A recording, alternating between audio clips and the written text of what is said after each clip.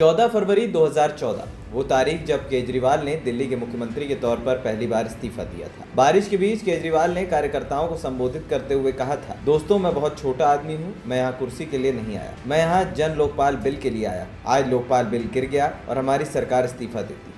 Lokpal bill के लिए 100 बार मुख्यमंत्री की कुर्सी न्यौछावर करने के लिए तैयार। मैं इस बिल के लिए भी जान देने को तैयार। उस वक्त केजरीवाल की आम आदमी पार्टी नई नई अस्तित्व में आई थी। कार्यकर्ता उनके इस ऐलान से उत्साहित थे। उन्हें भरोसा था कि वो दोबारा चुनाव में जाएंगे और जीत दर्ज करेंगे। हुआ भी यही। अब एक दशक से ज्यादा समय हो चुका है। केजरीवाल 3 बार दिल्ली के मुख्यमंत्री चुने गए हैं और पार्टी भी तमाम राजनीतिक जोर आजमाइश में पहले से ही कहीं ज्यादा अनुभवी हो गई। 15 सितंबर 2024 को एक बार फिर अरविंद केजरीवाल ने इस्तीफा देने की तारीख का ऐलान किया और इस बार भी वो दोबारा चुनाव में जाने और सत्ता हासिल करने का भरोसा जता रहे हैं। उनका कहना है कि जब तक जनता उनको इस पद पर बैठने के लिए नहीं कहेगी तब तक वो फिर से मुख्यमंत्री की कुर्सी पर नहीं बैठेंगे। रविवार को पार्टी मुख्यालय में कार्यकर्ताओं को संबोधित करते हुए केजरीवाल ने कहा कि जब तक दिल्ली में चुनाव नहीं होंगे तब तक कोई अन्य नेता दिल्ली का मुख्यमंत्री होगा। इसके लिए 2 दिनों के भीतर आम आदमी पार्टी के विधायक दल की बैठक होगी, उसी में नए मुख्यमंत्री का नाम तय होगा। केजरीवाल ने कहा कि मैं जनता के बीच में जाऊंगा, गली गली में जाऊंगा, घर घर जाऊंगा और जब तक जनता अपना फैसला न सुना दे, केजरीवाल ईमानदार है, तब तक मैं सीएम की कुर्सी पर नहीं बैठूंगा। उनकी इस घोषणा को बीजेपी ने पीआर स्टंट करार दिया, लेकिन उनके इस ऐलान के बाद कई सवाल उठ रहे हैं। दरअसल पहला सवाल यह है कि इस्तीफे का ऐलान इस वक्त क्यों? क्या हरियाणा चुनाव से इसका कोई कनेक्शन तो नहीं? दूसरा ये कि पहले चुनाव कराने की मांग का आधार क्या है? तीसरा ये कि अगला मुख्यमंत्री चुनने का आधार क्या होगा और क्या दिल्ली बीजेपी की रणनीति का इस पे असर पड़ेगा?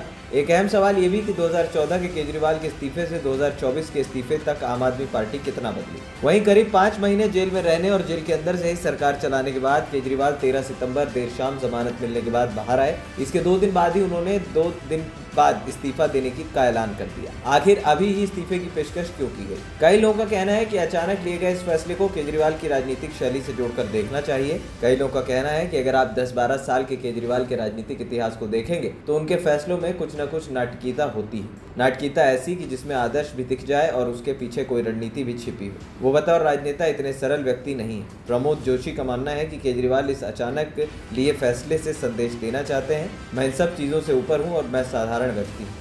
प्रमोद जोशी का मानना है कि केजरीवाल जिस समय गिरफ्तार हुए थे तभी इस्तीफा दे सकते थे, क्योंकि इससे पहले भी जो नेता ऐसे गिरफ्तार हुए उन्होंने इस्तीफा दिया। लेकिन अब जेल के बाहर आने के बाद इस्तीफा देने के कारणों के पीछे कई लोगों का मानना है कि हो सकता है कि वो ये भी साबित करना चाहते हो कि उन्होंने कानूनी लड़ाई लड़ी और सिद्धांतों की वजह से इस्तीफा नहीं दिया। आज वो मान रहे हैं कि वो दूसरे सिद्धांत की बात कर रहे हैं कि वो जनता के फैसले पर ही मुख्यमंत्री की गद्दी लेंगे। वहीं कई लोगों का कहना है कि केजरीवाल ने इस फैसले को लेने में देरी कर दी। ये डेस्परेट लगता है, लोगों के बीच गिरती छवि को बचाने वाले कदम जैसा लगता है। जिस दिन गिरफ्तारी वाली बात सामने आई थी तभी उन्हें ऐसा करना चाहिए।